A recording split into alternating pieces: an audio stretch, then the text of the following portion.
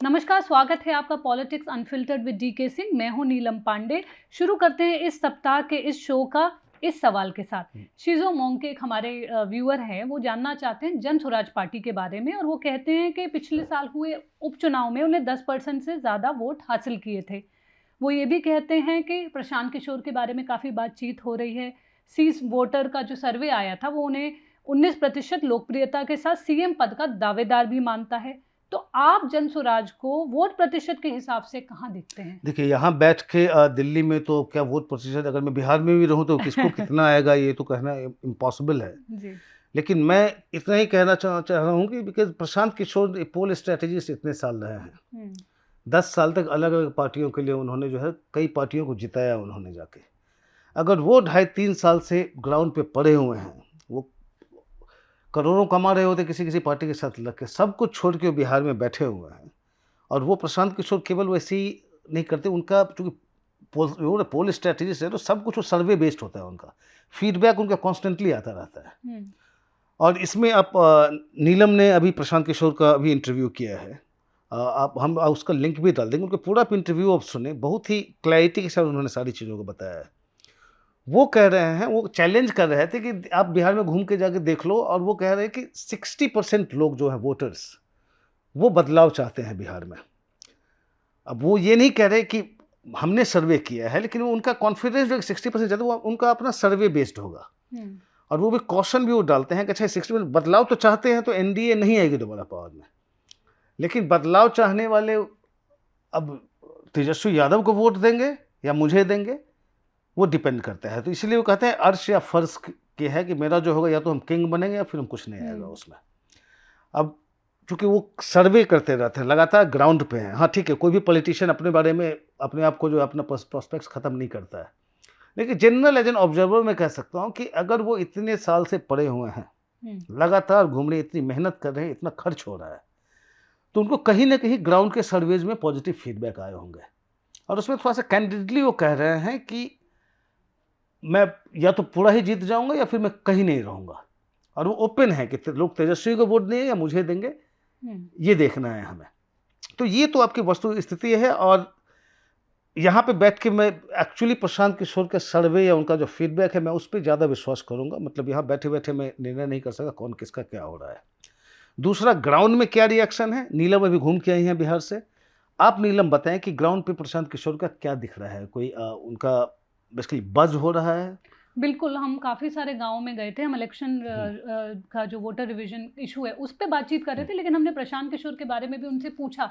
तो एक जो नाम है प्रशांत किशोर, वो लोगों को पता है, उसके बारे में बातचीत हो रही है। उनके पोस्टर्स बहुत जगह हमने वहाँ पर देखे, लगे हुए थे। कई जगह पे पोस्टर्स लगे हुए थे, कई जगह पे पेंटिंग्स लगी हुई थी। जब हमने उनसे पूछा कि क्या लगता है आपको इस पार्टी के बारे में, तो लोगों ने कहा ये अभी तो हम तय नहीं कर सकते कि क्या होगा इनका फ्यूचर, लेकिन एक ग्राउंड पे उनका काम लोगों को दिख रहा है। कि जैसे आप जब बता रहे थे कि उन्होंने 5,000 के करीब गांव वो गए हैं, तो वो सच में ही उन्होंने वहां जाके उस एरिया को एटलीस्ट पेनिट्रेट किया है। तो लोगों को ये जरूर दिख रहा है कि कोई एक नया आया है, कोई एक नया नेता आया है।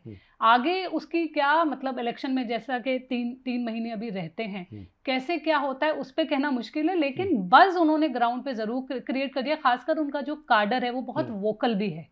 तो वो खासकर जो छोटी छोटी मीटिंग्स रख रहे हैं, जिस तरह से इंटरैक्शन कर रहे हैं, तो यंगस्टर्स ये जरूर कह रहे हैं कि एक ऑल्टरनेटिव तो होना ही चाहिए। और ये वो यंगस्टर्स हैं जो कहते हैं कि जंगल राज, जो लालू प्रसाद यादव का जो जंगल राज है, वो सब उन्होंने देखा नहीं है। तो वो जो पॉलिटिक्स कर रहे हैं, तो उनके लिए प्रशांत किशोर एक तरह से रेजोनेट कर रहे हैं। लेकिन जैसा आपने कहा, वोट क्या मिलता है नहीं मिलता है वो आगे देखिए, विजिबिलिटी बहुत इंपॉर्टेंट है। लोग वो चेहरा पहचाने, वो सबसे पहले वो इंपॉर्टेंस आता है कि आप हैं। और दूसरा, ऑर्गेनाइजेशनली आपने जन स्वराज ने अपने आप को बढ़िया establish organisationally, top to bottom organise, काफ़ी ऑर्गेनाइज है।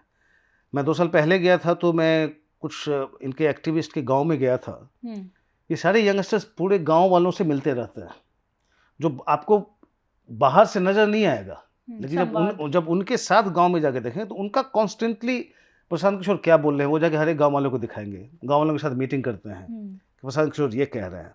तो पूरा प्रिपरेशन इनका काफ़ी स्ट्रांग है और बज़ भी क्रिएट हो रहा है। लेकिन वही, जैसे मैंने कहा कि ट्रांसलेट ये कितना होता है वोट्स में, जो जब बूथ पे लोग जाते हैं तब किसको वोट देंगे, उस दिन क्या मूड होता है, उस पर सब कुछ डिपेंड करेगा। एक और सवाल है प्रशांत किशोर से ही जुड़ा, आदित्य जानना चाहते हैं, आपको क्या लगता है कि अगर बिहार चुनाव में खंडित जनादेश आते, फ्रैक्चर मैंडेट होती है और प्रशांत किशोर की पार्टी को अच्छा खासा समर्थन मिलता है, तो वो आरजेडी के साथ जाएंगे या बीजेपी और चिराग पासवान के साथ मिलकर सरकार बनाने की कोशिश करेंगे? क्योंकि वो कह रहे हैं कि वो बीजेपी के खिलाफ ज़्यादा कुछ नहीं बोल रहे हैं। नहीं बोले, लेकिन अभी आप ही के इंटरव्यू में जी। प्रशांत किशोर ने कहा कि मेरा बीजेपी से वैचारिक और राजनीतिक मतभेद है, तो उनके साथ मैं जा ही नहीं सकता। रूल आउट उन्होंने किसी को वैसे उस तरह से पब्लिकली नहीं कहा है, जाएंगे नहीं जाएंगे वो तो डिपेंड करता है कि अब कितनी सीट्स आती है और किसकी ज़रूरत पड़ती है। लेकिन ये जो एक आइडियोलॉजिकल और पॉलिटिकल डिफरेंसेस की बात कर रहे हैं बीजेपी के साथ, वो इंटरेस्टिंग सिग्नल है कि वो आखिर देख क्या रहा है। अब प्लस किस तरह का अगर फ्रैक्चर होता है तो वो ये भी चाहेंगे कि अब ठीक है, लोग अब थक के फिर एक थर्ड ऑल्टरनेटिव की तरफ जाएंगे। अब उस समय उनको क्या सूट करेगा, आप किसी के साथ अब जाते हैं तो उससे आपके पार्टी का कितने एक्सपेंशन होता है, वो सारे उनको आइडियाज़ होंगे। अब उनका है कि अब बिहार में राजनीति विकल्प विहीन रही है, या तो नीतीश कुमार के साथ लोग जाते हैं या लालू यादव तेजस्वी के साथ जाते हैं, मतलब आते जाते रहे हैं। मैं विकल्प विहीनता का विकल्प हूँ। अब उस तरह की राजनीति में रिजल्ट निकलने के बाद उनको कितना आगे दिखता है उस तक राजनीति को आगे ले जाना, तब वो तय करेंगे। लेकिन बस यहाँ पे मैं यही पॉइंट आउट करना, केवल इतना कहना कि उनका कहना कि वैचारिक और राजनीतिक मतभेद है मुझे बीजेपी से, वो एक फैक्टर। अब देखिए, जब आप कहते हैं कि बीजेपी के खिलाफ नहीं बोलते हैं तो एक ये भी फैक्टर दूसरा है। जी। मधुर सहगल जानना चाहते हैं, देश भर में शहरी वोटर लगातार हमारे शहरों की हालत को लेकर शिकायत कर रहे हैं, क्या इससे राजनीति में बदलाव आएगा? ये नहीं आ रहा है क्योंकि लोग उस तरह से वोट नहीं कर रहे हैं। आप देखिए, मैं जो कुछ एग्जाम्पल की बात करूँ, जैसे दिल्ली में ठीक है चेंज हुआ और यहाँ लोगों ने काफ़ी सिविक इंफ्रास्ट्रक्चर यहाँ पे इतना ख़राब है, बारिश होती है तो कितना पूरा दिल्ली में आपको चलना मुश्किल हो जाएगा, पूरा ट्रैफिक जैम, सीवर्स का, ड्रेनेज का सारा प्रॉब्लम चल रहा था।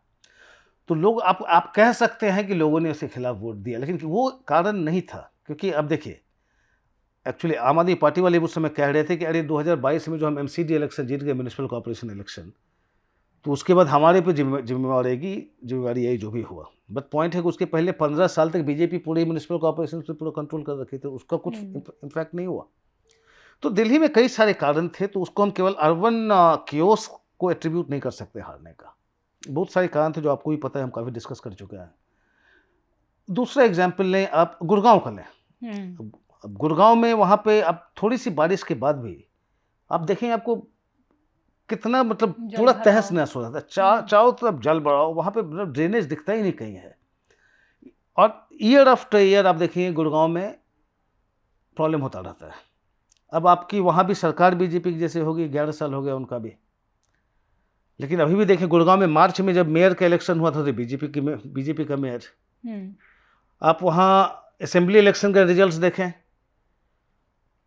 अब उस पूरे रीजन में अगर 9 सीट है तो 6 बीजेपी को आती है।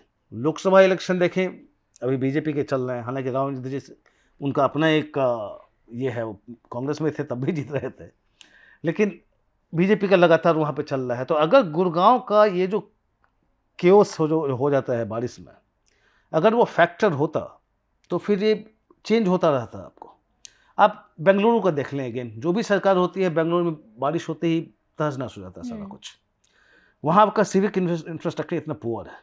लेकिन जो पार्टी अब बेंगलोर में सबका अपना अपना जो स्ट्रेंथ वाला स्ट्रॉन्ग होल्ड वाला एरिया है, उसमें आप ज़्यादा चेंज नहीं देखते हैं इलेक्शन आफ्टर इलेक्शन। तो ये जो आप प्रॉब्लम की बात कर रहे हैं कि अर्बन एरिया में ये सारा जो प्रॉब्लम है उससे वोटिंग पे असर पड़ेगा, वो तब तक नहीं पड़ेगा जब तक वो मेन मुद्दा ना बन जाए। तो अगर बहुत सारे मुद्दे हैं, अब दिल्ली में आप देखेंगे कि चलो ठीक है, गवर्नेंस पैरालिसिस था, केजरीवाल जेल के अंदर थे, एंटी इनकम्बेंसी था, फ्रीबीज का पॉलिटिक्स चला, उसमें आपको सिविक वाला प्रॉब्लम होगा तो थोड़ा सा एम्पलीफाई करेगा। लेकिन सिविक इशूज कभी प्रायोरिटी नहीं लेता। जिस दिन वो प्रायोरिटी बन जाएगा, जब वोटर्स उसके बेसिस पे वोट करना शुरू करेंगे, जब ये पॉलिटिशियंस रियलाइज करेंगे कि ये एक मुद्दा है इलेक्शन का जो उसमें हम हार सकते हैं, तब तक वो इसको एड्रेस नहीं करेंगे। एक और बहुत इंपॉर्टेंट क्वेश्चन है, स्पाइसी जलेबी जानना चाहती हैं डीके का पूरा नाम बताइए, वो पहले भी ये पूछ चुके हैं।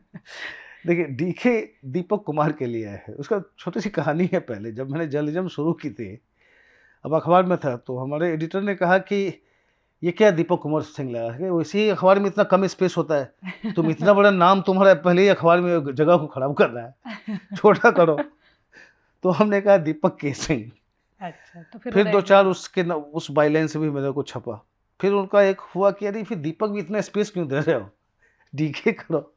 तो एक्सपेरिमेंट मेरा अर्ली डेज था, मतलब तो उस समय हम एक्सपेरिमेंट भी कहते ये नाम लें ये नाम लें। लेकिन फिर डीके सिंह आप कुछ महीने चले तो उसके बाद वो नाम आपसे स्टिक कर जाता है, लोग आपको उसी नाम से जानने लगते हैं। तो फिर उसके बाद चेंज में नहीं कर पाया। चलिए, आज आपने फाइनली बता दिया, बहुत बार ये प्रश्न आया है। नितिन पटेल जानना चाहते हैं, ममता बनर्जी की अचानक बंगाली प्रवासी मुद्दे पर बयानबाजी के पीछे क्या कारण है? क्या वो फिर से बंगाली सब नेशनलिज्म खड़ा करने की कोशिश कर रही हैं? वो उन्होंने जवाब दे ही दिया, यही है। क्योंकि वो बीजेपी का सबसे बड़ा जो वीकनेस है बंगाल में कि उनको अभी भी बंगाली पार्टी के रूप में नहीं माना जाता। वोट बैंक काफ़ी बढ़ गया है, लेकिन उनको अभी भी प्रोजेक्ट ऐसे किया जाता है कि बाहर से आई हुई पार्टी है, कहीं पावर में वहाँ पे रही नहीं।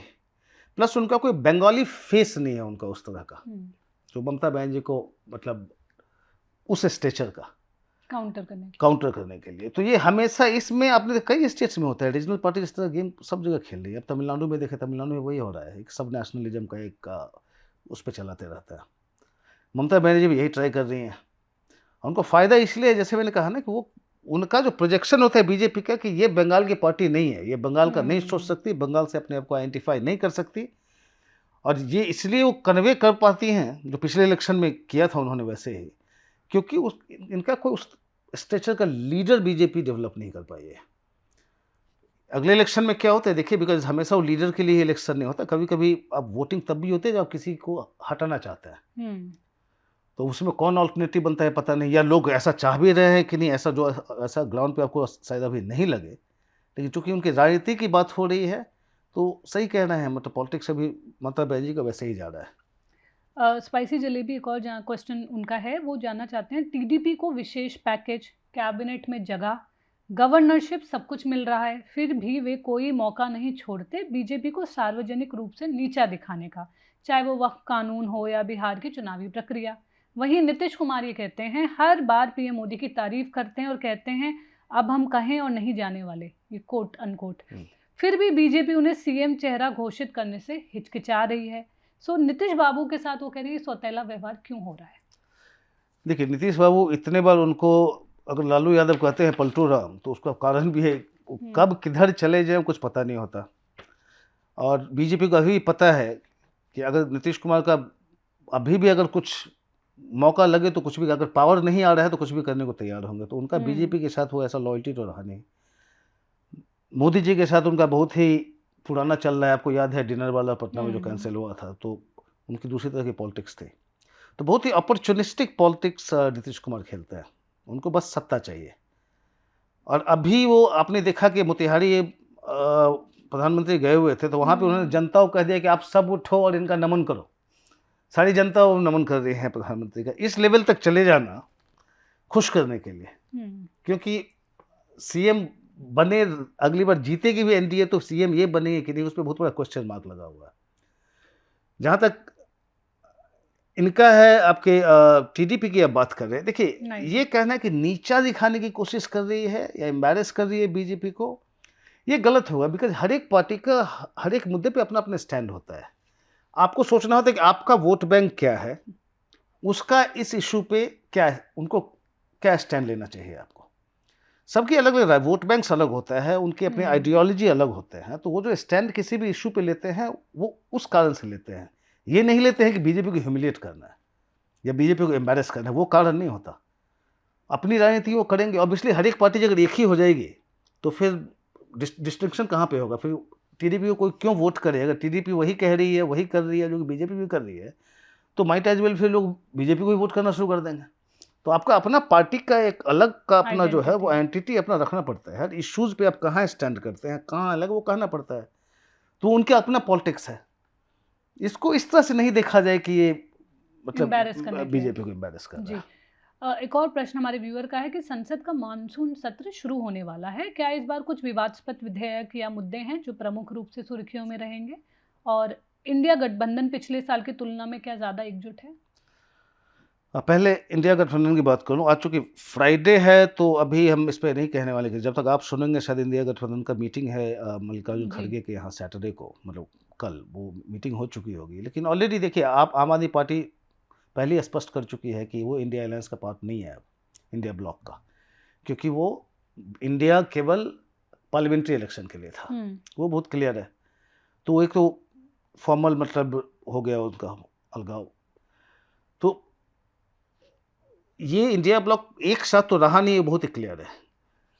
फ्लोर पे स्ट्रैटेजिक हो सकता है उनमें अलायंस हो, इन द सेंस कि अगर कोई इशू आ रहा है, अब जैसे अगले मानसून सेशन में देखेंगे तो ये जो आपका स्पेशल इंटेंसिव रिवीजन जो है वोटर लिस्ट का बिहार में, वो बहुत बड़ा मुद्दा रहेगा अपोजिशन के लिए, जिसमें ममता बनर्जी उनकी पार्टी में इनको ज्वाइन कर जाएगी। लेकिन हर एक मुद्दे पे वो इंडिया ब्लॉक के साथ नहीं आए वो, तो वो अभी से नहीं, मतलब लोकसभा इलेक्शन के बाद से इनका शुरू हो गया था, अपना इंडिपेंडेंट स्टैंड टीएमसी ने लेना शुरू कर दिया था।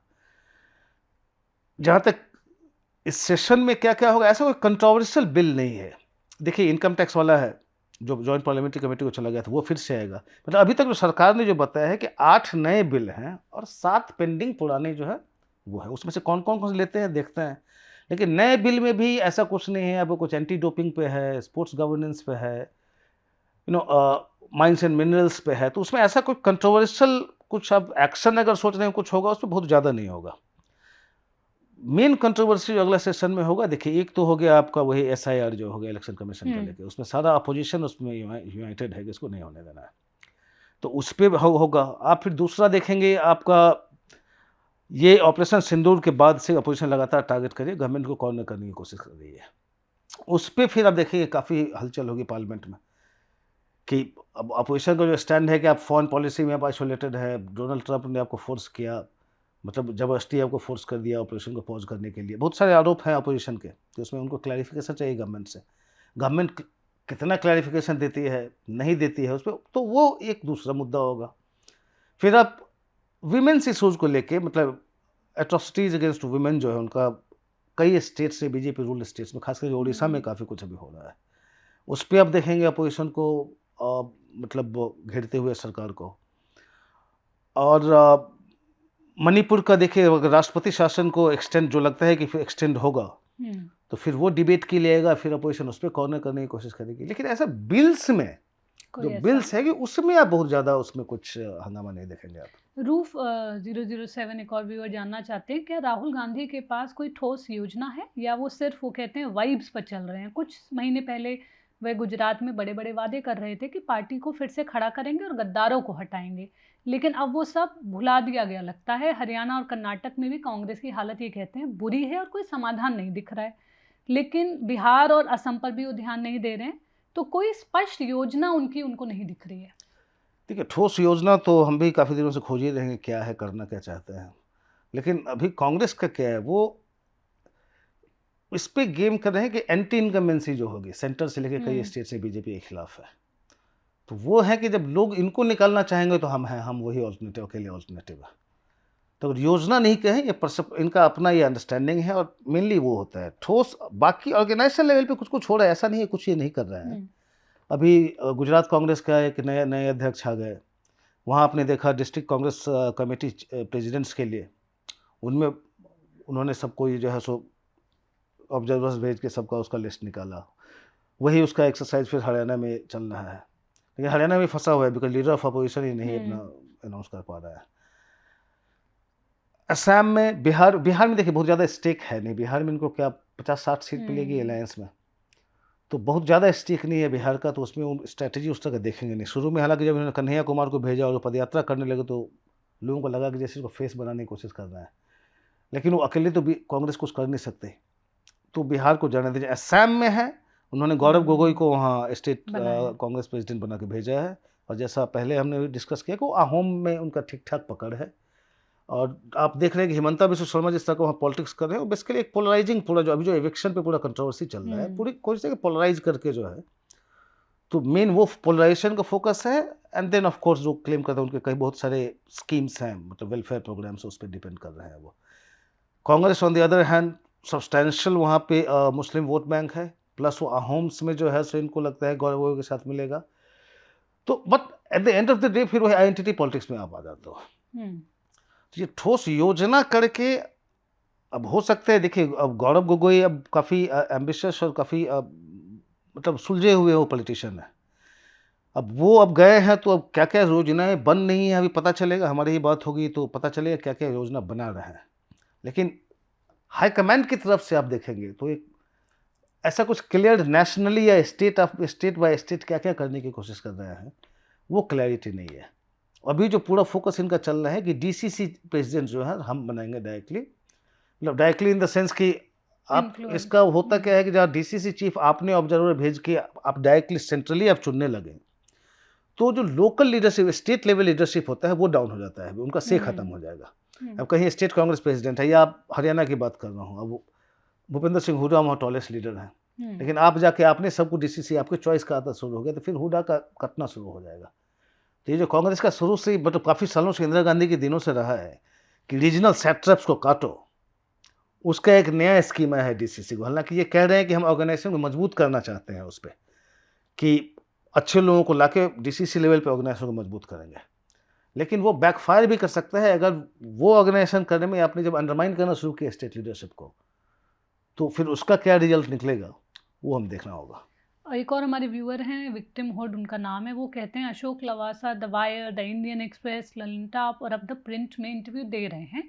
इस चुनाव आयुक्त में ऐसा क्या खास है, आप इसके बारे में क्या सोचते हैं? नहीं, ऐसा इस चुनाव आयुक्त की हम बात नहीं करेंगे। देखिए अशोक लवासा का इनका जब इलेक्शन कमिश्नर भी थे तो उन्होंने काफ़ी एक स्टैंड ले लिया था, आपको याद होगा जब कुछ कंप्लेंट्स आए थे मोदी जी के खिलाफ, तो उसमें बेसिकली इलेक्शन कमीशन डिफरेंसेज आ गए थे।